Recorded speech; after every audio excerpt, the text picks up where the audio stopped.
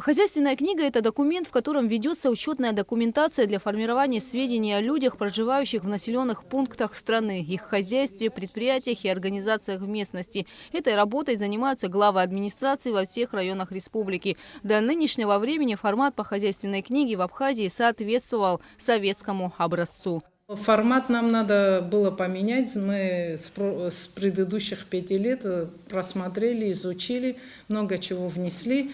И еще изменение, самое главное, то, что формат книги мы сделали и на абхазском языке тоже. Вы там увидите, в принципе, кириллицей написано, но есть все эти определения на абхазском языке. В советское время все были гражданами СССР, проблемы гражданства не существовало.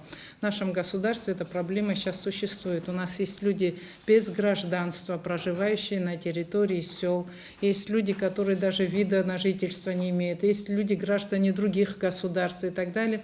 Так как в законодательстве эти вопросы пока у нас еще не совсем четко и аргументированно прописаны, мы дольше ждать не могли, 5 лет завершились, и мы в формате внесли определенные изменения. То есть все граждане, которые проживают на территории вашего села или администрации сел, а всех, кто занимает жилые помещения, хозяйства, всех записываем. Для этого была создана графа «Гражданин Республики Абхазия», куда вписываются паспортные данные. Однако, если человек не является гражданином страны, то нужно вписать данные паспорта, которые он предъявляет. Как подчеркнула Кама Гогия, важно собрать точную и достоверную информацию. В 2016 году должны были провести сельхозперепись, однако процедура не была проведена. И здесь много вопросов. Не знаем, сколько земли обрабатывается, сколько у нас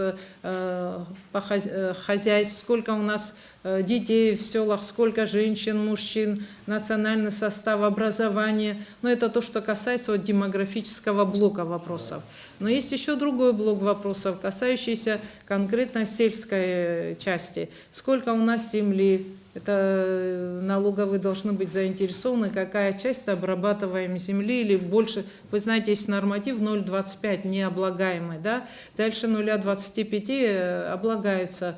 И я думаю, эти данные очень интересовать должны налоговые органы, насколько полно собираются налог на землю. В деревнях обычно кроме этого налога больше никаких налогов и не существует. Точные данные также необходимы как инструмент для полноценной работы соответствующих министерств. Скажем, Министерством сельского хозяйства в частности. У нас бывают случаи, когда весенне-полевые работы государство проявляет инициативу, скажем, помочь сельчанам в виде раздачи горюче-смазочного материала. И данные не всегда соответствуют реальности, и многим потом не хватает этого горюче-смазочного материала, и бывает недовольство со стороны сельчан, нам не додали и так далее. Не додали не потому, что не хотели, а потому, что информации нет четкой и определенной.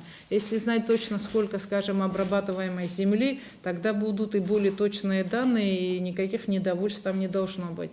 Работа по закладке новых хозяйственных книг главы администрации должны завершить до 1 февраля. Гугут Савардания, Алексей Гухава, Абхазское телевидение.